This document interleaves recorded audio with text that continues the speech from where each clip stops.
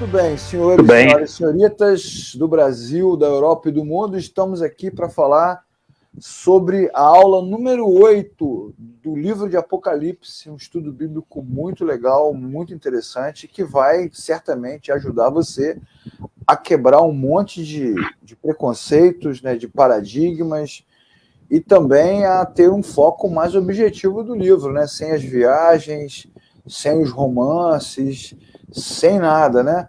Aqui, o seu Roberto falando que em breve teremos canequinhas personalizadas do Luiz, que agora nós temos um membro da Verdade de Graça que faz um café artesanal top. Eu vou mandar para você, o Marco. Manda sim. O Davi, vou ter que mandar de navio, mas quando chegar lá, os caras já tomaram o café, né? Tem que mandar via DHL. Para São Paulo é mais rápido, para você poder usar a canequinha, isso. A Sheila está aqui indignada com a nossa piada. Não estou entendendo essa indignação. Agora, voltando aqui para a nossa aula, que é o mais importante, né?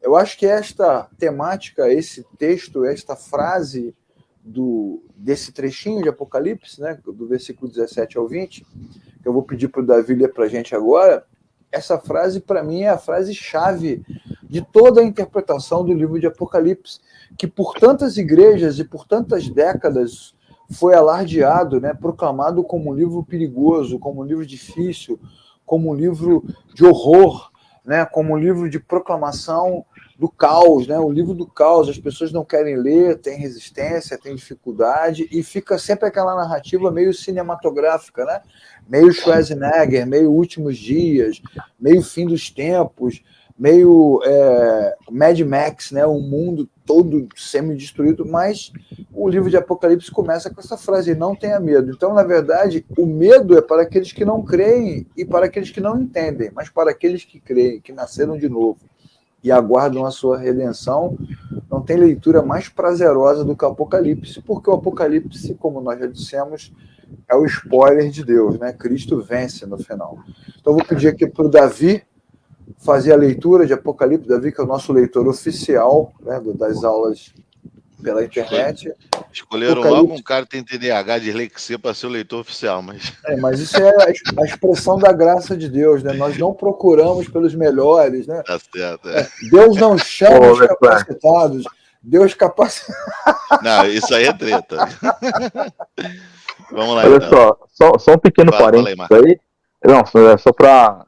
A gente chegou a falar um pouquinho desses versículos na última aula, e pegando um gancho do que o Leclerc falou, né? Esse texto que o Davi vai ler é o que escancara a tristeza e a pobreza teológica da grande maioria das igrejas, porque é como se esse trecho aqui que vai ser lido, ele não existisse. Exatamente. Então as pessoas leem até o versículo 16 ali e saem fazendo a sua própria interpretação, ou dando, né, a sua... esta é a minha opinião, né? Pegam livros quaisquer que sejam e fazem aí uma coisa alegórica, né? Como bem disse o Leclerc, aquela coisa hollywoodiana. E aí você pega uns versículos igual esse aqui que o Davi vai ler, se isso não trouxer para nós o mínimo da vergonha na cara, no sentido de vamos nos ater ao contexto bíblico, vamos ser fiéis naquilo que a palavra está dizendo, no mínimo devia trazer para nós esse despertamento, né? Do entendimento real do que está sendo dito, enfim. É um trecho que, claro que eu não vou colocar, né, aqui dentro do capítulo, existe um trecho mais importante que o outro, mas este aqui, sem dúvida, é elucidativo. Muito bem, antes do Davi ler, quero dar bom dia, boa tarde também para Bernadette. Bernadette, você está onde, Bernadette? Em que lugar do mundo você está? Ela está em outro país também, o que também torna a nossa live cada vez mais internacional. Eu só não sei onde ela está. Eu sei que ela já esteve em Portugal, e agora eu não sei. Bernadette, dê aí o seu paradeiro, né, global. Lê para a gente aí, Davi, por favor. A partir do 17 diz assim: quando o vi, caí aos seus pés como morto. Então ele colocou a sua mão direita sobre mim e disse: não tenha medo, eu sou o primeiro e o último. Sou aquele que vive, estive morto, mas agora estou vivo para todo sempre, e tenho as chaves da morte e do Hades. Escreve, pois, as coisas que você viu, tanto as presentes como as que estão por vir. Este é o ministério das 7 estrelas que você viu em minha mão direita e dos 7 candelabros. As 7 estrelas são os anjos das 7 igrejas e os 7 candelabros são as 7 igrejas. Tudo bem, que ela respondeu, Davi, ó, tá em Portugal. Em breve teremos Verdade e Graça em Portugal. Lá temos 2. Bernadette em Já dá um Portugal. pequeno grupo. Pô. Ela tá disposta a ir para outro lugar, quem sabe, a França, Itália. Como é que o pessoal é chique. Eu continuo aqui na minha luta brasilesca. Né? Seja bem-vinda, Bernadette. Você é muito bem-vinda, saudade de você. Com muito tempo que a gente não se vê. E a internet nos dá essa possibilidade, né, desses encontros inusitados. Vamos retomar a aula da semana passada. Semana passada, eu e o Marcos fizemos aqui a aula número 7. Isso, e falamos sobre essa visão que o João teve, né? O que derruba a teoria de algumas pessoas que João tenha reconhecido Jesus. Está claro que ele não reconhece, né? A visão que ele tem física próxima do Cristo, onde ele dormia, né? Dormia no colo de Jesus, encostado de Jesus, abraçado. Ele diz lá o texto que nós estudamos: voltei-me para ver quem falava comigo. E quando ele olha, a visão dele é extraordinária, né? O traje sacerdotal, né? Os olhos, como o Marco falou aqui, né? Motoqueiro fantasma, olhos flamejantes, né? Pés como se fosse bronze derretido, né? Explicamos muito aqui todos esses detalhes e vimos que o nosso amiguinho lá, o João, não tinha noção de quem falava com ele. E a visão que ele teve foi tão extraordinária, foi tão espetacular, foi tão poderosa, foi tão arrebatadora, talvez a palavra seja essa, né, Davi e Marco? Uma visão Sim. arrebatadora. Foi uma coisa tão fora do normal, tão incrível, como diria o Davi, incrível, né? Incrível. Que a Bíblia diz que ele caiu como morto, né? Que é de onde nós começamos hoje 17, a nossa leitura, né? Quando vi, e o que ele viu? Um ser resplandecente, com olhos penetrantes, com pés reluzentes, com roupa sacerdotal, com candelabros, né, ao seu redor, estrelas ao seu redor, uma visão extraordinária, sobrenatural, incrível. Quando ele viu, ele caiu aos seus pés como morto. E aí, este texto, como nós já explicamos lá no princípio dos nossos estudos, ele remete ao Antigo Testamento, né?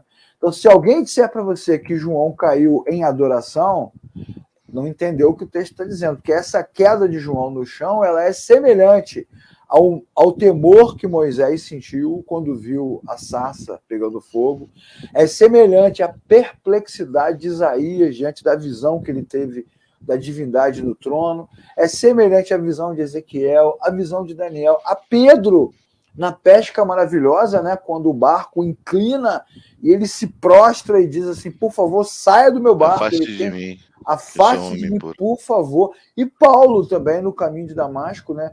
Quem é você? Né? Eu sou Jesus a quem você persegue. Todos esses homens caíram por terra porque a Bíblia, nesse ponto, né, Marcos e Davi, ela faz questão de colocar o homem no seu devido lugar, né? O homem é homem, né? E Deus é Deus sempre. O que também prova que na eternidade, no futuro, no porvir, ou nessa dimensão aí fora da nossa realidade, numa outra realidade, a realidade divina, nós não viraremos deuses, né? Tem muita gente que acha, né, Marco e Davi, que quando nós estivermos no futuro, que viraremos deuses, né, que teremos asas, né? Mas, na verdade, o que a Bíblia está dizendo é que antes da queda o homem era homem e depois da queda o homem vai continuar sendo homem e Deus vai continuar sendo Deus. Sim, sim. Muito bom. Eu acho que a contrição aí, nesse caso, ela é importantíssima para ter esse entendimento do vislumbre que João teve aqui, porque é enxergar o Cristo glorificado, não tem nada a ver com essa adoração. Acho muito bom também que a Bíblia tem outras referências que possam nos dar esses exemplos, né? Exatamente. E, principalmente, esse ponto ao qual o próprio Senhor Jesus fala para João: olha, não tenha medo. Isso tem a ver com o que você falou no começo. A gente vai chegar nesse ponto do medo aí, né? Que é o próximo, né? Mas de forma bastante recorrente, né?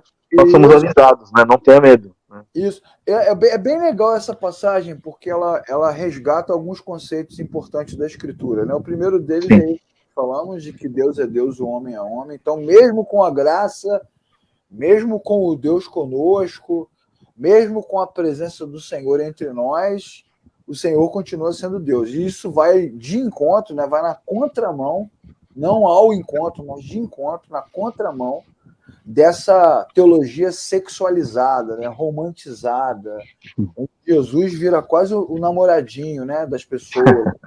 Né? Quero te beijar, quero te abraçar. Daqui a pouco o pessoal vai cantar na igreja: estou apaixonado. Esse amor é tão grande, né? Uma paixão. Penso em você a cada instante. Mas olha o texto lá de Timóteo, né? Timóteo diz o quê? Que Deus está numa glória inacessível. O fato dele estar presente entre nós, e isso é possível por causa de Cristo, é um ato de graça, né? Uma reconciliação graciosa do Criador. Mas ali no texto está claro que se Jesus mostrasse para nós a sua glória, você que gosta de cantar, né? Derrama a tua glória, mostra a tua Shekinah, Shekinah é aquela palavra Mostra-me inventada, tua glória. Quero te ver, né? Quero te ver, quero te abraçar, Ora, a Bíblia está nos mostrando que se Deus mostrasse realmente, nenhum de nós sobreviveria. Isso me lembra até aquele filme do... Como é que é o nome daquele filme do... que o Vin Diesel é um extraterrestre lá, que ele tem os olhos brancos? Eu esqueço o nome daquele filme. Riddick. Isso. Riddick, aquela cena que tem um planeta, quando o Sol vem, morre todo mundo pulverizado. Não tem aquela cena? Sim. Que tem que se esconder do Sol, né? A pessoa tem que ir para a sombra. Então, é o Riddick, exatamente. É o que acontece, você que nunca viu, veja. O filme é muito legal, principalmente o Riddick 3 é o melhor. Riddick 2, perdão, que é o melhor. Mas é sobre isso. Se nós estivéssemos diante de Deus com a sua glória plena, ele nos seríamos, vou trocar que não saiu, seríamos pulverizados. Você que ia começar a orar em línguas, né, Eterna? Nós seríamos puro de canta, labassuia, mistério. É Joma. E é bom o que vocês estão dizendo em relação a gente não estar acostumado com o espiritual de fato, né? Porque isso aí a experiência que João teve foi algo transcendental, ali foi algo espiritual forte que mexe com a nossa estrutura corpórea humana, né? Tanto que enquanto Jesus estava entre carne e osso, né? Vou deixar bem chulo aqui, né? Entre os outros, era fácil abraçar Jesus. E continua. É bom reafirmar aí que ele estava de carne e osso e continua. Só que nesse momento ele mostra o seu outro lado. Agora, sim. Todo o seu poderio, toda o seu esplendor, né? Tanto que no Monte da Transfiguração deixaram eles desculpa confusos, o termo, né? Confusos. Babacados, né? Assim, meio sem noção, né? O que a gente faz? Vamos criar aqui tendas aqui para cada um, né? Começa a ficar meio zoado, né? Vou usar esse termo, zoado. Você que está assistindo, não fique escandalizado, que o Davi agora está em Portugal, né? Agora está com aquela linguagem de português, né, o Marco? Daqui a pouco ele vai soltar umas palavras aqui, né? Que isso, Davi? Não, vou fazer isso. Ele agora não é mais cidadão brasileiro, né? Ele agora está num outro patamar. Como diria o pastor Bruno Henrique, está em outro patamar. Então, o que eu estou dizendo é que, realmente, de fato, se Jesus aparecesse para qualquer um de nós com todo o seu esplendor, graça, poderio, toda a luz dele, todo o calor, né? Tudo aquilo que a gente sabe que emana do Senhor Jesus, né? A gente não conseguiria nem olhar, né? A gente cairia prostrado, como todos esses que Leclerc relatou aí. Prostrado. Nós nem desejaríamos. Talvez nós fizéssemos igual a Pedro. Saia daqui. Ou então faríamos igual o povo judeu quando Moisés ia subir no monte. Vai você lá, porque eu sou pecador, vai dar ruim. Inclusive, já que você citou essa passagem, né, eu quero mais uma vez aqui trazer a vocês a memória de uma passagem bíblica. Vamos ver se eu inventei a passagem agora ou se você já leu a Bíblia, né? Tem um trecho lá do Pentateuco onde os anciãos de Israel são levados ao alto do monte, né? Os 70 anciãos para lembrar os 70 israelitas que entraram no Egito, junto com Moisés e Josué. E quando eles chegam no alto do monte, tem um platô. Nesse platô tem um chão azul, um trono gigante, uma mesa posta, comida pra caramba e um ser inacreditável. E o que eles fazem? Eles correm. É uma das cenas mais sinistras, mais bizarras, mais esquisitas, mais extraterrestres, como diria... Poderíamos até que botar o som do X-Men, né? Coisa esquisitíssima. E eles, então, não suportam a visão, que é exatamente isso que o Davi está dizendo, né? Eles, diante dessa realidade fora do normal, eles correm. E é isso. Talvez se Deus se manifestasse por isso que Jesus vem com a nossa forma. Até falamos sobre isso já, né? A única maneira do homem ter uma convivência com Deus é Deus se apresentar como o próprio homem. O senhor Roberto está dizendo aqui, ó, só pôde sair, ser visto a sombra de Deus. Olha, senhor Roberto, na verdade ele não viu nem a sombra, ele só viu alguma coisa que Deus quis que ele visse, né? Que nós nem sabemos exatamente o que é. É importante também observar nesse texto que ainda está presente aquela ideia judicial, né? De quem vem para julgar, porque na aula passada eu e o Cico falamos bastante sobre isso, sobre as vestes, né? Sobre as descrições do texto, né? A espada que sai da boca, a voz que tem o som de muitas águas, os pés em brasa, né, que esmagam e derretem. Então, a visão ela está muito judicial, né? Ela está muito juiz. Então, isso é realmente assustador. É terrível. O monte tremia, né? O livro de Hebreus diz que o monte tremia quando Deus falava, o monte fumegava, e muitos morreram porque tocaram no monte, né?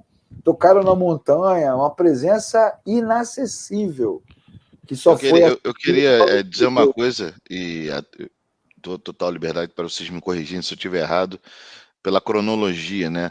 Mas a última vez que João tinha visto o Cristo, ele estava ascendendo aos céus, dizendo que quando voltaria, né? Voltaria para julgar e tudo aquilo que a gente já sabe e conhece. Só que ele viu o Cristo de novo. Então, o que tu imagina que bateu na mente dele? É o juízo. Chegou. É possível. Mas só que mesmo assim, o que ele vê não é o que ele espera. É isso. É fora da capacidade dele de compreensão. Sim. O que também derruba aquela tese de que a teologia é Deus deitado na mesa sendo examinado, né? Tem gente que fala isso, né? Vamos colocar Deus na mesa e vamos examinar. Pô, isso é arrogância humana em ação, né? Uma visão incompreensível. Agora, o mais impressionante, que é o que o Marco estava dando ênfase, é que apesar de toda essa visão terrível, né, assustadora, incompreensível, a Bíblia diz que Jesus estende a mão sobre João, coloca a mão direita sobre ele e diz: não tenha medo. Portanto, o medo é para aqueles que não nasceram de novo, né, Marco? E não para os que creem. E na verdade, para quem não entendeu nada do que está sendo escrito, né? Ou que não se deu ao trabalho de examinar as escrituras, mas está muito claro e de forma recorrente, que foi o meu argumento, nós fomos lembrados ao longo do texto, né, Leclerc? Não tema, não tenha medo, etc. Né? Enfim, isso já deveria sinalizar bastante coisa para a gente. Vamos resgatar, então, para que todos que estão estudando, né, sempre lembrando que a Bíblia deve ser lida inteira, né? A Bíblia explica a própria Bíblia, de ponta a ponta. Temos que voltar sempre com essas regrinhas de interpretação, né? Vamos lembrar o que a Bíblia ensina sobre esse gesto da mão direita. Porque esse gesto ele é significativo. Ele remete a vários outros textos e a várias outras coisas que Deus já fez e já disse. Então, quando você lê assim, põe sobre mim a mão direita, você pode de cara extrair três significados importantes. O primeiro, que é a vivificação, né? Cair como morto, tá vendo? Cair como morto. E aí a mão direita significa assim, não, levante-se, né? Você pode ficar vivo, porque Deus tem esse poder. Isaías não cai como morto, mas ele tem esta sensação, ele diz: ai de mim, vou morrer agora, eu vi o Todo-Poderoso, eu vi o Senhor. A sensação é de morte, é de não conseguir suportar aquele poder, né? Eu, que sou um homem de lábios impuros, né? Você vê que a própria presença de Deus, por si só, ela já dá ao homem a consciência da queda, né? O Espírito de Deus convence o homem da justiça, do pecado e do juízo. O cara olhou para Deus e, opa, eu tenho lábios impuros e não vou suportar. E o mais interessante com relação a Isaías, né? Não sei se vocês lembram, é que até o capítulo 6 do livro de Isaías, o profeta era muito juiz também das nações, né? Ai de ti, Corazim, ai de ti, Síria, ai de ti, Babilônia, ai de ti, Egito, ai de ti, cidadãos de Canaã. Aí quando ele vê o trono, ele diz, ai de mim, não vou aguentar, né? Ele tem a consciência de que ele também é pecador. Então tem essa coisa da vivificação, de estender a mão, levante-se, né? Levante-se. Você não vai morrer, não vai morrer. Até Davi, quando é confrontado por Natan, é a mesma ideia que ele tem, né? Puxa, não deixe que o Senhor me mate. Aí Natan fala assim, você não vai morrer. Então é um sinal de vivificação, ao mesmo tempo é um sinal de clemência, né? Porque Deus tem esse poder de exercer misericórdia. Quantos líderes e pastores, né, Marco, condenam os membros das igrejas, né? Você vai sim! Aqui é o atestado, olha. Mas Deus não é assim, né, cara? Esses pastores, líderes, obreiros dessas igrejas que condenam, que proíbem você de tomar ceia, né? Você não pode ter comunhão com Deus. É o fiscal da salvação, né? Fiscal da salvação. É uma disciplina louca, né? A disciplina do cara, você não pode participar da ceia. Está fora da comunhão, da redenção. Como? Como isso é possível, né? O cara ser excluído da comunhão. Não, você vai agora... Seria igual Davi corrigindo lá o filho dele, o Bernardo. Você fez uma coisa errada aqui, então o papai vai te botar de castigo. O que você vai fazer, pai? Você vai ficar do lado de fora da casa, vai dormir na rua. Durante 1 ano, dormir na rua. Não vai comer aqui dentro, vai comer no lixo. É a mesma coisa, bota o cara para fora. Como se esses líderes tivessem esse poder. Mas o Deus que tem poder para fazer isso, não faz. Ele exerce clemência, misericórdia e aceita. Isso é uma questão importante. E Jesus fala sobre isso aos discípulos. Vocês não deveriam ter medo de quem pode tirar a vida de vocês. Vocês deveriam ter medo de quem pode tirar o teu nome do livro da vida. Que sou eu. Né? Diz que eles deveriam ter medo.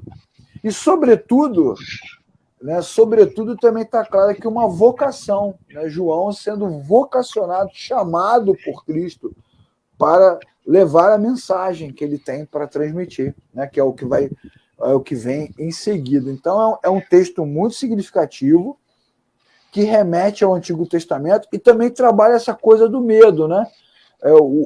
O temor de Deus é o medo, mas não é o medo do horror. Né? O medo paralisante, né? O medo paralisante. Né? Isso. Na verdade, o texto ele complementa, né, a posição de João, né? Ele diz assim, olha, quando eu vi, eu caí aos seus pés como morto, né? É como se o Senhor Jesus viesse e levantasse e animasse ele, né? Pôs a mão direita sobre ele, dizendo, não tenha medo, eu sou o primeiro, o último, ou seja, se levante para essa chamada, né? Faça aquilo que estou te colocando para fazer. Ele é um complemento do próprio cenário de como morto que o João coloca. É muito bom. E, ao mesmo tempo, de novo, né? É a passagem que coloca o homem no seu lugar, né? É pequeno, é insignificante, é perecível, né?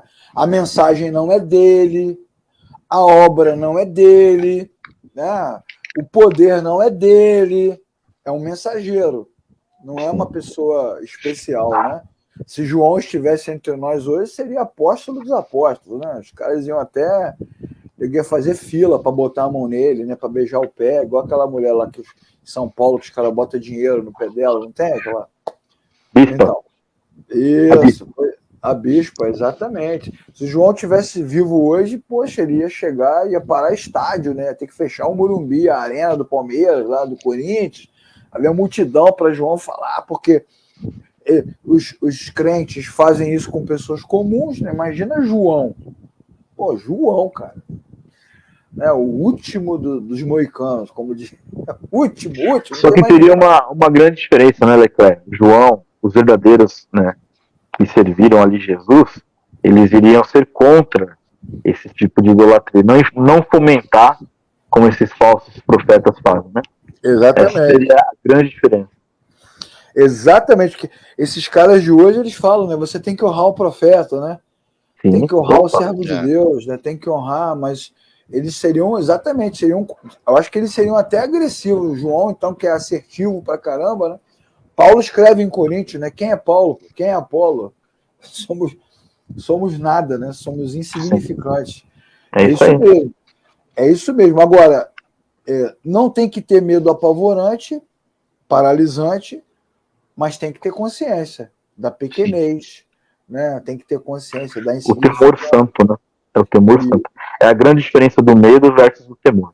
São coisas... eu sou um pouco polêmico no que eu vou comentar em relação ao que a gente está dizendo, porque eu acho que não sei se vocês já tiveram um medo absurdo, um medo muito grande. Não dá para pensar em nada, não. Eu, pelo menos, assim, tentando me colocar quem sou eu, né? Mas me colocar ali na situação de João. Quando a gente está com medo absurdo, a gente não raciocina, a gente não escuta, a gente só fica parado, né? E quando Jesus coloca a mão nele e fala, não temas, ou não tenha medo, tá para muito além de só dar um conselho. Eu acho mesmo que ele está enxertando ali nele um tranquilizante para você conseguir levantar, porque do jeito que tu tá aí, tu não vai nem conseguir ouvir o que eu tenho para falar. Exatamente. Porque você tá ali vendo toda aquela glória, você fica imóvel, não consegue nem ouvir, você só tem medo de perder a sua vida, né? É um gesto de encorajamento, né? De encorajamento, sim. Para ele trazer ele para aquela posição que ele estava anteriormente, de ouvinte, de quem estava tomando nota, né? E eu acho que muitas vezes é o que Cristo faz na nossa vida, né? A gente está passando por muitas dificuldades, muitas aflições, e gera ansiedade, gera medo, gera temor, depressão, e aquele toque de Jesus falando assim, ó, não tenha medo, aquilo traz para a gente, né, conforto, que eu acho que é o que ele estava precisando naquele momento ali. Foi muito boa a sua colocação, porque o encorajamento, ele remete à prática, né, à ação. O reino de Deus não é contemplativo, Sim. que é o que muitas vezes a igreja faz, né, uma contemplação infinita. O reino de Deus, ele é prático, ele é pragmático, né? E você vê isso acontecer muitas vezes. Deus falando com Jacó, com Elias, levante-se, vamos lá, pô. Ou Paulo falando com Timóteo, vamos à luta. Então é muito mangas arregaçadas, né? Temos muitas coisas para fazer. Eu concordo com o que o Davi disse aí, Leclerc, com a questão desse ânimo, mas eu ainda também vejo um complemento, né? Meio que um ordenamento mesmo, assim, sabe? Isso, uma vocação, exatamente. Isso, uma chamada vocacional também, que tem a ver também com esse ponto que o Davi falou. Eu acho que é um misto das coisas mesmo. Isso. E faz todo sentido, que como você bem disse, é voltar ao estado que ele estava antes, que ele estava ali absorvendo, enfim. Daqui a pouco ele tem a visão, aí ele cai, aí o Jesus consola, não, calma, né, mano? Que não é assim, mas assim, não temas e vamos. E a palavra de Jesus é muito poderosa, né? Eu sou o primeiro e o último, né? Então ele está querendo dizer o seguinte: eu sou Deus, cara. Você está com a pessoa certa, você está do lado certo. Não há o que temer. Comigo, não. Há o que temer quem é contra, quem é a favor, não tem medo de nada. Levante-se, né? Então é um encorajamento, vocação, né? Consolo, chama, o que a gente quiser dizer. Mas acima de sobretudo, é um ato, é um chamado à ação, né? E não à prostração, né? Porque, como nós já falamos, muitas vezes as comunidades são contemplativas, né? Contemplativas, né? Como se estivesse todo mundo viajando para o céu. Senta na cadeira, senta de segurança, vamos em frente, esperando chegar à eternidade. Mas há coisas para fazer. Eu chamo isso aí, Leclerc, de fé teórica, né? Isso. E isso é comum na vida de muitas pessoas. Pessoas oram a Deus, terceirizam a Deus responsabilidades que são nossas, né? Não que a gente não tenha que orar a Deus para tomar decisões, para agir, não é isso que eu estou dizendo. Mas o fato da mera oração, esperando que Deus faça o que é de nossa responsabilidade, não tem lógica. Exatamente. E aí, isso é sintomático, né? Na vida das pessoas, esse pessoal aí, principalmente da confissão positiva, eles têm esse hábito, né? Não, eu decreto, eu declaro, mas o cara não vai e não faz. Exatamente. Se não fizer, não vai acontecer. Exatamente, exatamente. É porque, na verdade, assim, os momentos de contemplação, expectativa na escritura, são os momentos em que a limitação humana fica evidente, né? Senhor, fizemos tudo, não sabemos mais o que fazer, agora vamos ficar aguardando aqui o que o senhor faz. Mas existem as ações, né? Então, a gente tem até o livro lá que o Nicodemos lançou recentemente, né? A responsabilidade humana, né? A vontade de Deus e a responsabilidade humana, a soberania de Deus e a responsabilidade humana. Então, tem aquela coisa desde o Éden, isso é importante você que está estudando, né? Desde o Éden, assim, ó, tá aqui o jardim, tá aqui as plantas, tá aqui os animais, o sol, a lua, as estrelas. Agora é contigo, Adão, toma conta, né? Toma conta, gerencia, deu a ele toda a autonomia, todo o poder, vai à luta. Então ele tinha um trabalho a fazer, porque o nosso Deus trabalha também, isso é uma característica. O trabalho, ele foi, mudando aqui um pouco de assunto, né? O trabalho ele foi submetido ao resultado da queda, né? Virou uma opressão, né? Virou uma escravidão, né? Virou uma depressão, virou uma dor. Logo após a queda, trabalhar na terra se tornou uma dor, né? Se tornou um sofrimento. Mas o trabalho é um atributo de Deus, é uma revelação, é um reflexo do caráter do Criador que trabalha. E Jesus se apresenta e diz, eu sou o primeiro e o último, eu sou aquele que vive, estou vivo, superior aos seus inimigos, né? Maior do que tudo, maior do que todos. Como diz a canção que a gente sempre canta, né, Davi? Acima de tudo, acima de todos. Sim. Está entronizado. Então, essa visão bíblica ela é muito positiva, ela é muito poderosa. Jesus se colocando como alguém superior e dando a João a tranquilidade. E mais do que isso, Jesus remete ao que aconteceu no passado. Né? Estive morto, mas agora estou vivo para todo sempre. Então também não há uma negação da história. Né? E ele diz, eu tenho as chaves da morte e do inferno. Agora eu quero falar dessa frase, as chaves da morte e do inferno, que é uma coisa que os crentes gostam, né? Gosta de inferno. Você já reparou que crente adora inferno, né? Adora demônio. Ali, o pessoal tem uma. Vai sim! Tem uma fixação. Primeira coisa que a gente tem que lembrar é a fixação. Não, mas é praticamente uma tara, né? Que eles têm em cima do inferno, do demônio. É um vício, né? Com a satanização do que não tem nada de Satanás. Né? O cara começar a falar de demônio aqui, demônio ali, demônio lá. Enfim. Né? Impressionante, né? Bom, primeiro nós temos que lembrar o que nós falamos aqui no início da aula, até o Davi estava falando, eu entrei e dei ênfase, que é o texto de Timóteo, né? O homem em Cristo Jesus. Jesus juntou a humanidade com a divindade e permaneceu assim após a ressurreição. Então, o que nós temos agora é Jesus Cristo, homem, né, na eternidade.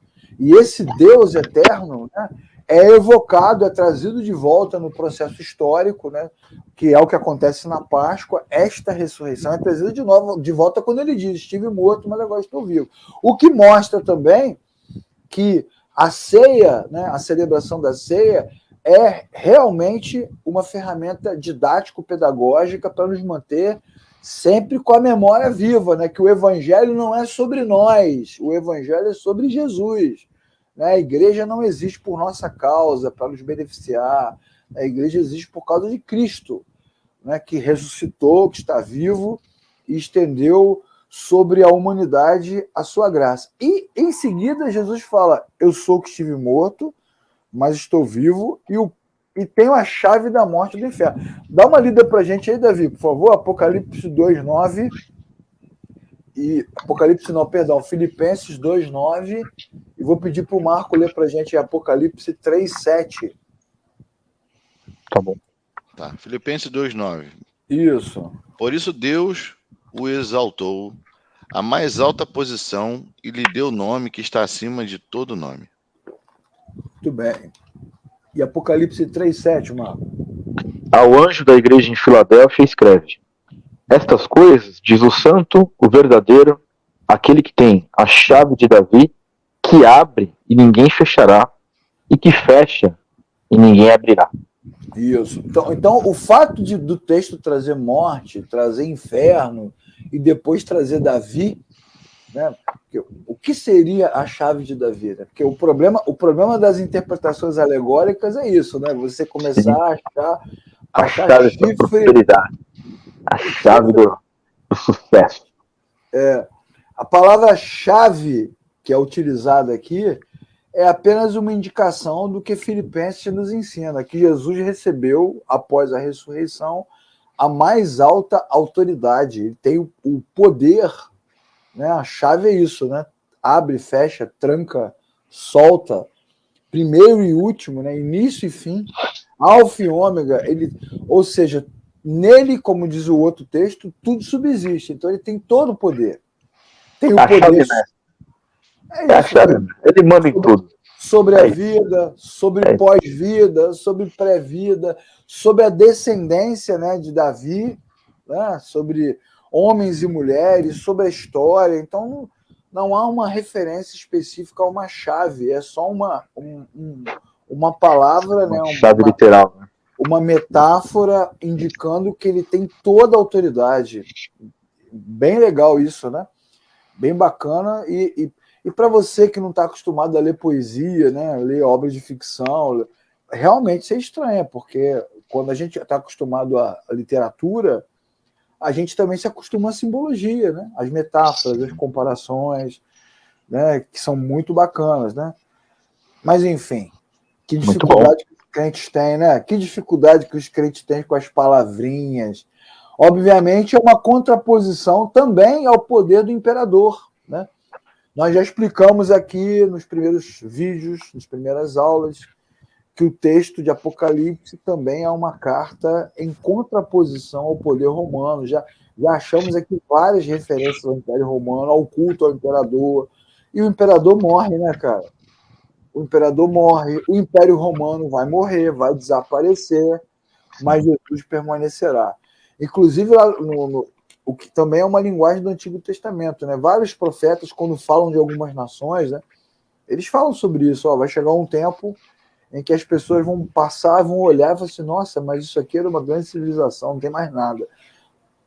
E é isso, né? A glória do homem é como a flor da erva, né? De manhã tá linda, maravilhosa, de tarde já perdeu todo o seu vigor. Extremamente passageiro, sim.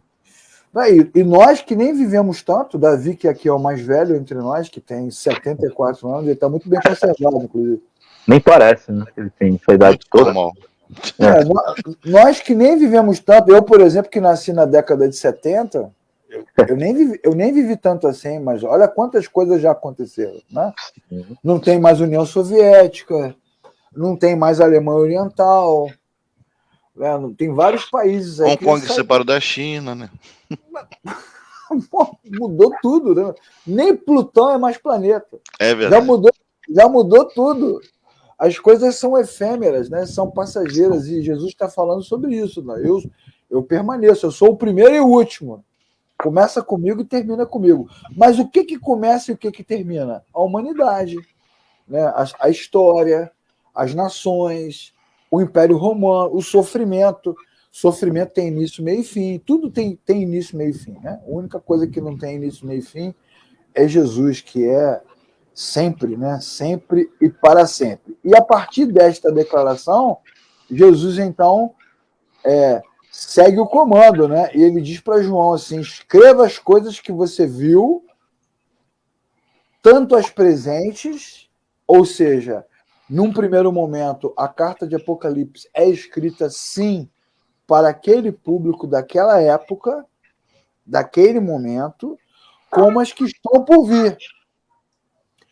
Só nessa frase aí, Marcão, Jesus já dá aquela facada final na galera judaizante, né? O passado judaico não importa mais, né, cara? Muito legal. Olha, é por isso assim que o exame das escrituras ele é necessário. Examinar tem a ver com isso, né? Tem a ver com essas pausas nas vírgulas que passam despercebidas por muitas leituras e tristemente dão margem a essas interpretações, né? Na verdade, os judaizantes, eles devem ter bastante problemas com passagens como essas, porque ignoram totalmente o que está sendo dito, trazem, né, aquelas ritualísticas, né, doutrinas, influências, enfim, e no fim, nada disso aponta para o Evangelho do Senhor Jesus, que é o mais simples de tudo, né? Exatamente. Então, nada melhor do que o próprio Senhor Jesus deixar muito claro, e usando, lógico, né, a questão literária que nós estamos falando aqui, servia sim para aquele momento, mas quando ele diz, olha, as coisas que você vê, as que são e as que vão acontecer depois dessas coisas. Então ele deixa muito claro que ele é o Senhor da igreja, desde sempre, e continuará sendo o Senhor da igreja, e que isso também está debaixo da autoridade dele. É impressionante. Essa semana eu estava dando aula de teologia bíblica do Antigo Testamento. E nas primeiras aulas nós falamos para os alunos a diferença clara que existe o Antigo Testamento e o Novo. Não tem salvação, não tem igreja, a perspectiva com relação ao mal, a cultura, o comportamento. Então não adianta você olhar para os textos do Antigo e achar que eles estão falando de Cristo, né? Que eles estão pensando... Não estão. Os caras estão numa outra realidade completamente diferente, porque a Bíblia não é sobre eles. A Bíblia é sobre o plano redentor. E que dificuldade que os alunos têm de entender. Mas o texto tal, mas a passagem tal, os caras tentando, né, dar relevância àquilo que não tem mais relevância. Teve relevância, né, teve o seu papel importante no plano redentor, mas não é o plano. Israel não é o plano. Teve o seu papel no plano, mas não é o plano. Né? Então Jesus está falando sobre isso. Que João deve escrever aos cristãos daquele tempo e se preparar também para narrar o que vai acontecer no futuro. E aí entra também uma coisa da escatologia, que nós já falamos aqui várias vezes também, que é o já e o ainda não, né? Que é um assunto recorrente que o Stott traz. Né? Já estamos salvos, mas ainda não chegamos lá. Mas, na verdade, o fato de nós ainda não chegarmos lá no futuro não significa dizer que o futuro está lá. É para embolar o seu cérebro. Mas como assim? O futuro? É porque o futuro, na verdade, já começou. Hoje é o novo dia. Que começou. E já começou. Já começou. Quando lá em Tessalonicenses, Paulo fala, né? O ministério da iniquidade já está em ação. Ou então João, não está aqui, mas o próprio João diz na sua epístola, né? O espírito do anticristo já opera. Ele escreve isso lá na epístola dele. Então, eu sei que é uma coisa assim, meio zoada, porque a nossa cabeça é muito prática, então a gente acha que o futuro é no futuro. E o presente é no presente. Mas a Bíblia não é assim. A Bíblia está dizendo o seguinte, que o presente está presente e o futuro já começou. Né? Nós não chegamos lá, mas no momento em que ele escreve, presente e futuro se misturam, porque nós já estamos no caminho desse futuro. Sim, o futuro está em curso, né? E está em curso, exatamente. Então não é uma coisa que está todo mundo esperando, né, o Marco, né, Davi? Estamos esperando o aparecimento do anticristo, mas o espírito do anticristo já opera. Né? Ou seja, não nos surpreenderá se for um homem, se for um sistema. Olha eu dando spoiler aqui do livro, né? Se for um homem, se for um sistema, se for um governo. Mas se não for nada disso, se não tiver um homem, se não tiver um governo, se não tiver nada, o espírito já opera. O espírito do anticristo, os apóstolos já tinham essa compreensão. Né? Então, o Apocalipse para nós não é um futuro distante. Já estamos, né? Já estamos em Apocalipse. O reino de Cristo já é real, né? Já é real. Já está acontecendo. Né? Essa é uma... E isso é o contrário da perspectiva apocalíptica judaica, que até hoje está esperando o Messias. E é sobre isso que a gente está falando, certo? Se você que está estudando a Bíblia não tiver essa perspectiva de que Deus já está agindo, de que Deus já está fazendo, que já aconteceu, nós vamos ficar esperando a volta de Cristo depois da volta.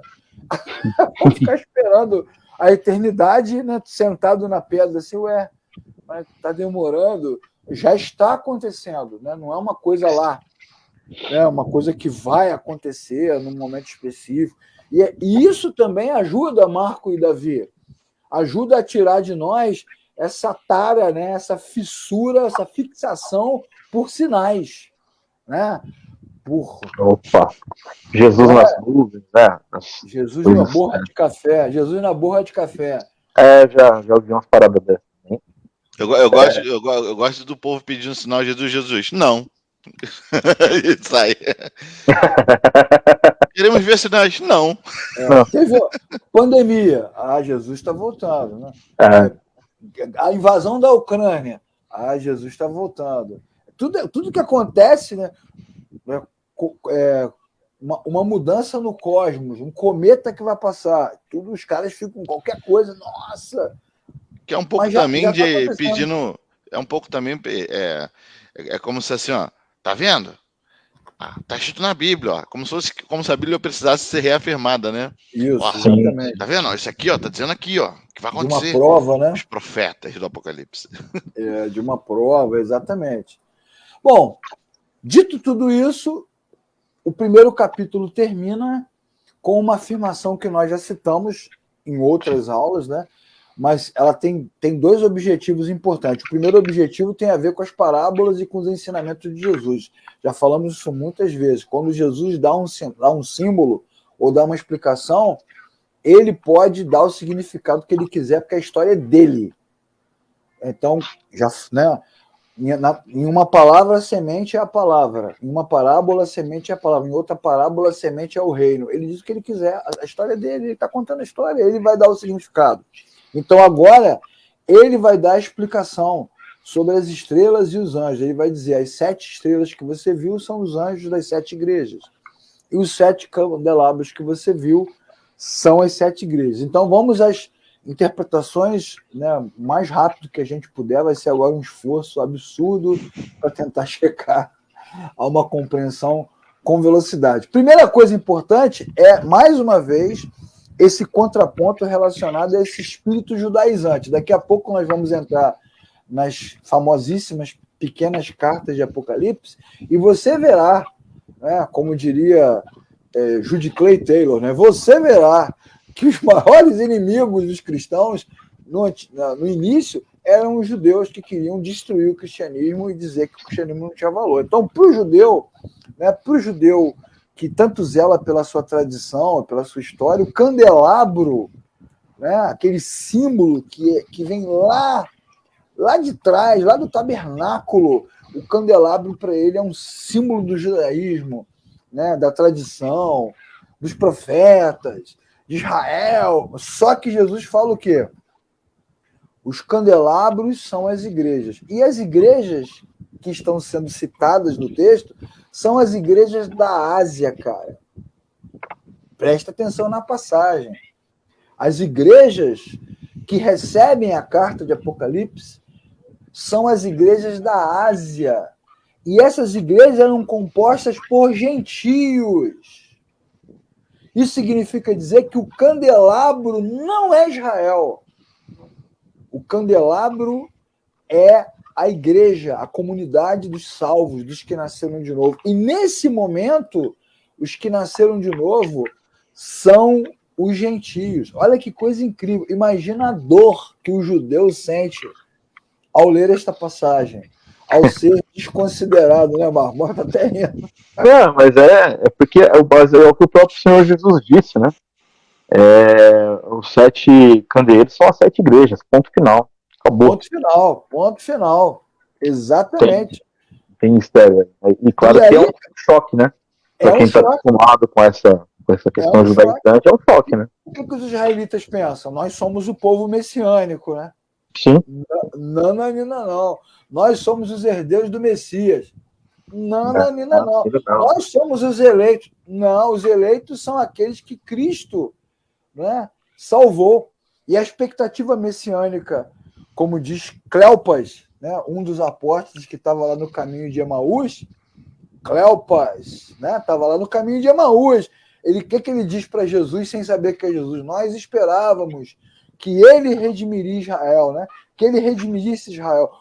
Então a expectativa dos caras é que Israel fosse colocado no lugar de glória, mas Israel desaparece e agora o candeeiro são as igrejas. Na verdade, o que o Apocalipse está dizendo é que o candeeiro de ouro é a igreja, em qualquer época, em qualquer tempo, né? A luz que sai do candeeiro é a luz do Cristo que brilha. Isso é importante também. Não é a igreja que tem glória. Ela é apenas, né, um instrumento que traz a glória de Cristo, a luz de Cristo. E isso esvazia os israelitas e esvazia também esses crentes aí que se acham lâmpadas de LED, né? Não são. E dá uma pancada forte, né, no proselitismo também, né, Lecon? Olha, é só na minha igreja que você tem aqui a verdade, é só aqui que você consegue isso. É só aqui, é só aqui, é só aqui, enfim. É só em Cristo, né, cara? É só em Cristo. Então, esse primeiro capítulo fecha com essa constatação, né? As igrejas são os candeeiros, né? São os candelabros, né? São as lâmpadas. Isso é bem legal. Mas tem também a questão dos anjos, né? As estrelas são os anjos das igrejas. E aí nós temos que fazer a pergunta, né, Davi e Marco? Quem são esses anjos? Quem são os anjinhos? Voando. Passeando. Com um rolo na mão. Ele está desenrolando. Além de demônio, o crente também tem fissura com anjo, né? Tem tara com anjo, né? Tem sim. Esses dias eu vi uma live, um pedacinho de uma live de um cara que eu não sei, que na verdade eu não sei se ele tava falando com Deus ou com o anjo, né? Mas é aquele cara que finge que dá uma desmaiada na live, tá muito forte no mistério. E aí acho que era um anjo que queria falar com ele falou, não, você vai esperar. Fica aí que a hora que der eu falo contigo. O cara tava ali numa autoridade sinistra. E a igreja tem, né? Algumas igrejas têm essa bipolaridade, né? Dá 2 tapas no peito do anjo, né? Tu é um fanfarrão, fica quietinho. Cala a boca, você não é caveira, né? Daquele... Bem resenha, né? Cara, que loucura, né, cara? E aí, olha, durante tantos anos, eu posso dizer assim que a vida inteira, praticamente, a gente ouve, né, os caras dizendo que os anjos são os pastores, né? Todo mundo quer ver anjo e todo mundo quer ser anjo. Né?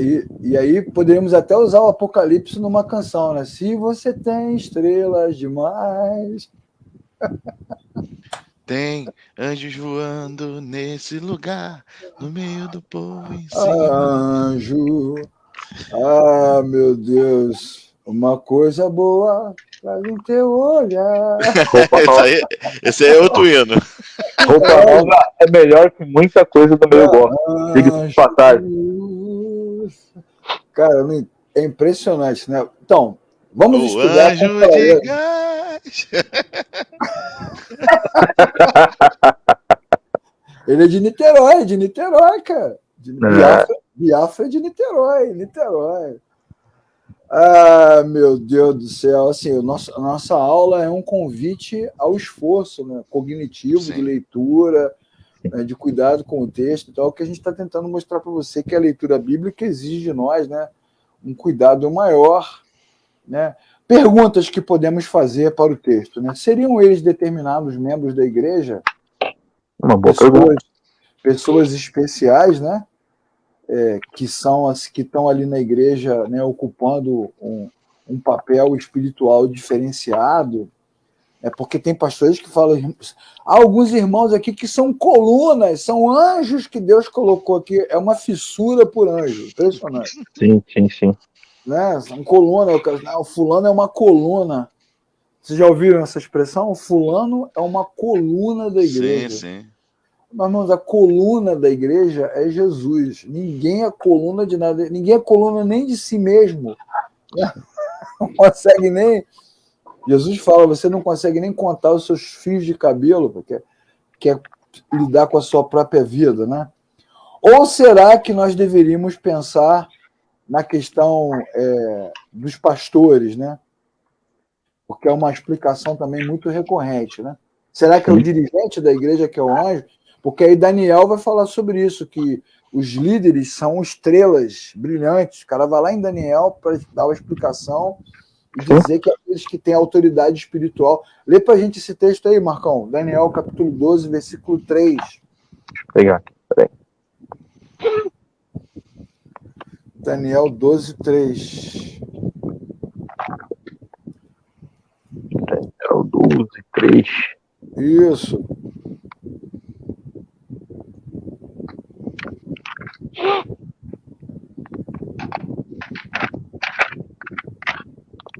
Daniel 12, versículo 3. Isso. Os que forem sábios, pois, resplandecerão como o fulgor do firmamento. E os que há muito conduzirem a justiça como as estrelas, sempre e eternamente. Então, o cara vai lá no livro de Daniel, pega esse versículo para dizer que os que têm liderança espiritual, os que têm sabedoria, os que estão à frente, que estão conduzindo, São estrelas. São estrelas, né? São anjos. Comparado a esse texto. As estrelas, né? São Sim. os anjos das igrejas. Então, será que é isso que o texto está nos ensinando? Bom, outra coisa que você... Aí a pessoa que está assistindo agora a aula vai falar, né, o Marco? É isso! Com certeza é isso! Com certeza! É sim. São os pastores. É sim, né? Jesus me disse. Bom, mas agora presta atenção no que a gente vai te mostrar, que o livro de Apocalipse, ele fala de anjos 67 vezes. Nenhuma dessas vezes se refere a seres humanos. Será que neste único versículo, isolado, haveria uma indicação diferente? Regrinha de hermenêutica pura agora, né? Se Sim. a Bíblia toda fala de um jeito, só nesse texto é diferente? Não, na verdade, a proeminência, né, cara, dessas 67 ocorrências, ela pesa em favor de que essa ocorrência não é isolada, né? Pelo óbvio, né? É o contrário, né? Exatamente. E aí, no desespero de trazer uma interpretação diante das ocorrências, alguém vai dizer assim, não, então são anjos de verdade. É anjo da guarda da igreja. Anjo da guarda. Você sabe, né, que muitos líderes, muitos teólogos brasileiros acreditam na existência do anjo da guarda, inclusive o nosso querido Russell Shedd. Mas tem mais, Leclerc. Eu não me lembro quem, uma vez eu vi, e foi até num evento teológico, alguém que defendeu que há um anjo específico, uma espécie de um anjo da guarda mesmo, para cada igreja. Exatamente. Não é só para cada pessoa, mas para cada igreja. Exatamente, um anjo para cada igreja. Exatamente isso. Era isso que o Shedd defendia. Nós até tivemos aqui uma semana teológica e perguntamos para ele o que você achava, e foi deu a opinião dele, baseado nesse texto, cruzado com Daniel, dizendo das ocorrências, né? E ele usa, é interessante, né? O cara usa a regra corretamente para dizer assim, ó, se a maioria dos textos fala do anjo como anjo, então não pode ser gente, só pode ser anjo. E aí ele vai dizer o seguinte, é um anjo celestial e tem um anjo em cada igreja. Jesus está falando com anjo. Rapaz, mas é para dar um nó no cérebro, né? Mas aí, Leclerc, não sei se você vai avançar nesse texto, avançaremos, com certeza. Quando eu vejo aqui, me desculpe, né, se você quiser colocar aqui, mas é porque eu estava dando uma lida nesse conteúdo de aula, né? Eu me lembro de uma passagem aqui mesmo no Apocalipse, né? No Apocalipse no capítulo 22, para ser mais exato, e no versículo 6, nós temos aqui um apoio que eu entendo que é interessante, né? Que diz assim, olha, disse-me ainda, essas palavras são fiéis e verdadeiras. O Senhor, o Deus dos espíritos dos profetas, né, enviou seu anjo para mostrar a seus servos as coisas que em breve devem acontecer. Então, acredito que talvez o Dr. Shedd também tenha usado essa referência do Apocalipse para sustentar essa argumentação dele. Embora na minha... Quem sou eu, né, para discordar do Dr. Shedd e tudo, mas... mas no equivocado. No evento nós discordamos. Eu lembro que eu estava dirigindo a programação, né, ele sentado do meu lado, assim. Aí quando ele respondeu, eu falei assim, nossa, Dr. Shedd, aí isso agora nos deixou numa situação difícil. Aí todo mundo riu assim, porque afinal de contas era o Shedd, né, cara? Era então, o tiozinho, Dr. Shedd, mora no meu coração eternamente. Mas ele também entendeu que nós discordamos, mas discordamos respeitosamente, né? Claro. Aí a gente falou assim, pô, Dr. Shedd, aí não dá, né? Aí ficou difícil. Ficou difícil, porque há outras formas, né? E nós entendemos também, você que está assistindo a aula, que existe essa fixação angelical, que é o que a gente está dizendo aqui, né? A turma gosta desse negócio, né? Mas a Bíblia vai nos mostrar que não é bem assim. Como é que a gente resolve esse problema? Olhando para o próprio texto e para outros textos, como nós já indicamos assim. Em primeiro lugar, esses anjos, que são as estrelas, que estão nas igrejas, são os destinatários da mensagem. Quando o livro começa a ser escrito, o que diz o texto? Que o livro está sendo escrito, a carta de Apocalipse, para as igrejas, para os cristãos, para os gentios. Né? Então, o texto não fala em nenhum momento que esses destinatários são seres espirituais. Logo na abertura do texto, está muito claro que o livro de Apocalipse está sendo escrito para as comunidades, para os cristãos. Inclusive, João, nós levamos um tempão explicando isso, né, Davi e Marcos? Eu, João, seu irmão e companheiro, né? Ele fala, né? Eu sou seu irmão e companheiro. Ou seja, nós estamos juntos no mesmo pacote. São seres humanos. Então, em momento nenhum, fica claro no texto que esses anjos são seres espirituais, mas são pessoas das comunidades, que são os destinatários. O livro de Apocalipse tem como destinatário pessoas, então não importa que tipo de palavra se use para pessoas, ainda que seja anjo nesse momento. Tá? Sim. Mas são pessoas que vão receber. Uma segunda coisa que nós temos que considerar é que esses destinatários são os mesmos. São os mesmos. São os mesmos que vão aparecer agora no capítulo 2 e capítulo 3, porque agora nós vamos começar a falar de cada uma dessas comunidades, né? Das suas características, das suas lutas, das suas indagações, e são os mesmos destinatários que vão receber estas cartas. Então, o que isso vai nos mostrar no livro de Apocalipse? Vai nos mostrar o quê? Que provavelmente, esses anjos são palavras, são figuras simbólicas, assim como candeeiros, assim como estrelas, assim como todos os objetos que são mostrados em todo o livro. Né? Todos esses objetos, esses símbolos, essas comparações, no livro todo, apontam para quê? Para Cristo e para a igreja. O próprio Cristo usa um monte de palavras para ele mesmo. Eu sou o primeiro, o último, o início, o fim, o alfa e o ômega, o cordeiro, o sol, a luz, o mar, as estrelas. Então, todas essas palavras são utilizadas para dizer o quê? Que a igreja é um candelabro, que a igreja é um conjunto de estrelas, que a igreja é um conjunto de anjos, que a igreja é isso, que a igreja é aquilo, que a igreja é aquilo outro, e a igreja. E cada símbolo desse utilizado, cada comparação feita, tem um objetivo, né? Falar da luz, falar do poder, falar da relevância, falar da posição. São palavras utilizadas para explicar conceitos por trás do texto, né? Onde eles estão, o que Cristo está fazendo, quem Cristo é. Então, nós resolvemos o problema da interpretação da palavra usando o próprio texto. O próprio texto. Parece muito com o Salmo, é que você nunca prestou atenção, né? O Senhor é a minha rocha, o meu rochedo, o meu escudo, o meu broquel, o meu baluarte. São expressões de guerra, né? Palavras de soldado, né? Para quem não sabe, broquel é aquele escudo que o cara usava aqui pequenininho, né? Para se defender de facada, né? Ou de golpes de espada, né? Refúgio, fortaleza, né? O Senhor, Deus é nosso refúgio e fortaleza. Era o bunker, né? O lugar para onde eles corriam quando eram invadidos, atacados, o último recurso, o último local. Inclusive, Davi, ele é tão teólogo, né? Ele tem uma perspectiva tão legal de Deus que ele consegue comparar Deus a uma pedra, né? Uma pedra que não tem vida, né? Sem vida, né? Deus é a minha rocha, Deus é como uma pedra, Deus é como o sol, né? O Senhor é o meu sol e o meu escudo, né? Para falar sobre a questão da batalha, né? Ele precisa de luz para lutar durante o dia, para poder avançar contra os seus inimigos. Eleva os meus olhos para os montes. O Senhor está no alto.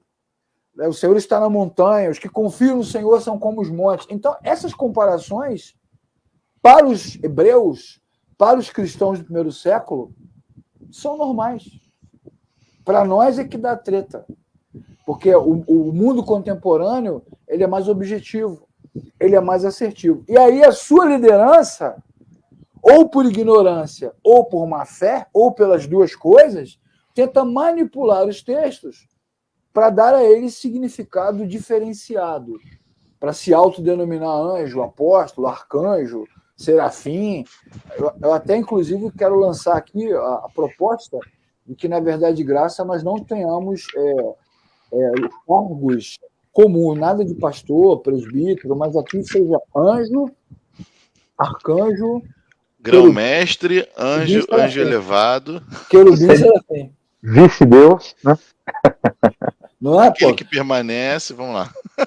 Nesse domingo nós teremos ordenação de anjos, arcanjos, querubins e serafins. Boa. Olha, que legal. Olha, isso não tem. O resumo da ópera aí, Leclerc, e acho que esse é o ponto que a gente tem que procurar deixar muito claro, é que esses anjos, então, são as pessoas da igreja, que pode incluir ali uma figura de um pastor específico, que é o cara que estava ali ensinando, os anciãos da igreja, pode incluir essas pessoas, mas que a gente tem que ter muito cuidado com essa mistificação que o Leclerc estava dizendo. Exemplo.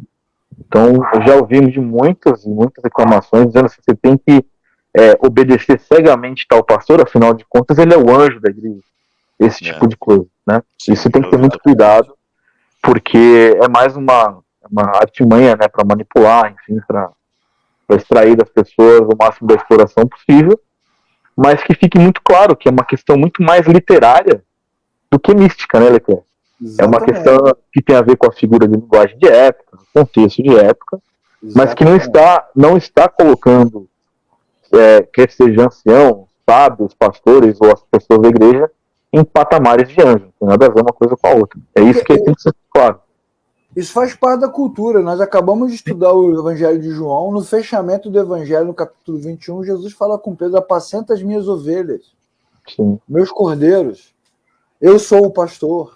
Eu sou a porta. Né? Esse tipo de metáfora, né, de comparação é comum nos textos da Bíblia. Não é comum para nós. Só que quando chega o Apocalipse, dá a treta. Porque aí o cara quer gerar uma explicação diferente. Tal. Então, pode ser o pastor? Claro que pode. Claro. E o irmãozinho que senta lá e não faz nada? Também. Sim. Né? Pode ser, como eu citei aqui, exemplos na época, né? A gente vê pelas epístolas que tinham ali as pessoas que faziam o papel dos anciãos, ou do presbitério, assim por dizer. Exatamente. Pode ser esses caras? Claro. Mas como o Leclerc falou, assim, se a gente colocar para o mundo de hoje, pode ser o cara que ele senta na igreja quietinho e fica lá ouvindo. Exatamente. É para esse cara. Porque a igreja, de fato, ela é voltada para Cristo. As estrelas pertencem ao Senhor. O candelabro pertence ao Senhor. A luz do candelabro vem do Senhor. A luz das estrelas vem do Senhor. Inclusive, no versículo 20, lê para a gente de novo aí, Davi. Apocalipse 1, versículo 20. Olha só como é que o texto termina. Este é o ministério das sete estrelas. Mistério. Perdão. Este é o mistério das sete estrelas que você viu em minha mão. Ok. Este é o mistério. Não são dois mistérios. Não tem três mistérios. Não é o mistério das estrelas. É o artigo definido, né, Leclerc? Diz. Exatamente. Não é o mistério das estrelas e o mistério dos anjos, né? É o mistério. E quando a Bíblia usa a palavra mistério, não quer dizer que é uma coisa subjetiva, porque no Antigo Testamento e no Novo Testamento, mistério é aquilo que está prestes a ser revelado. Porque na igreja evangélica, mistério é uma coisa que ninguém sabe, só o profeta. Vou contar para vocês um mistério que só eu sei, porque Deus contou para mim. Isso aí continua sendo um mistério, né? Continua sendo mistério. Mas na Bíblia, mistério é aquilo que só Deus sabia, ele vai te contar agora. O mistério que esteve oculto entre todos os séculos e em todas as gerações agora foi manifesto. Cristo em nós, esperança da glória. Então, era um segredo, ninguém sabia, agora Deus contou. Mesma coisa nesse texto. O mistério que você viu, João, um mistério só. O mistério que você viu é o seguinte: os candelabros são as igrejas, as estrelas são os anjos. Eu ando no meio dos candelabros e as estrelas estão na minha mão. Ou seja, é tudo meu. É tudo meu. Tem nada de ninguém. Não é dos romanos, não é dos judeus, não é seu, não é dos apóstolos, não é de ninguém, que é o que Paulo diz em Coríntios 3, né? Quem é Paulo, quem é Apolo, quem é Pedro, ainda bem que eu não batizei ninguém, ele fala, né? Graças a Deus, não batizei ninguém para ninguém dizer que o meu batismo tem mais valor, né? Ele deixa isso muito claro, né? Somos lavoura de Deus, vocês são lavoura de Deus, edifício de Deus. O texto de 1 Coríntios capítulo 3 se refere diretamente a essa afirmação. O que Paulo diz em Coríntios, Jesus está falando agora. Paulo tinha razão, é tudo meu. A estrela é minha, o candelabro é meu, a luz é minha. E o texto, ele é metafórico, ao mesmo tempo ele é deslumbrante, ao mesmo tempo ele é épico, né? Ao mesmo tempo ele é maravilhoso, para dar um pouco de noção de quem Cristo é, da sua grandeza, mas está tudo na mão dele. E é um mistério só, né? O brilho, a igreja não tem brilho próprio. Isso é importante a gente se lembrar, né, Marco? Porque as pessoas começam a achar que elas são, né, são os alecrins dourados que nasceram no campo sem ser semeados. Isso aí. É isso. Muito bom. Tá mais para a florzinha de Jesus, né? Já que você citou a canção, né? Eu sou uma florzinha de Jesus. Tá mais para a florzinha do que para alecrim dourado. Exatamente. Tá mais para bichinho de Jacó, né? Vermezinho, né? É isso. É isso. E agora nós vamos partir para as orientações específicas. Apocalipse é uma carta para todo mundo, a mensagem é para todo mundo. Mas teremos aí agora um parêntese aberto pelo próprio Jesus. Vamos dar uma pausa. Jesus vai dar uma pausa agora na visão do presente e do futuro para dar orientações específicas às comunidades da Ásia. Então, convidamos você, né, o senhor, a senhora, a senhorita, para o próximo encontro, aula número 9, para onde iremos falar sobre todas essas questões que envolvem as igrejas locais.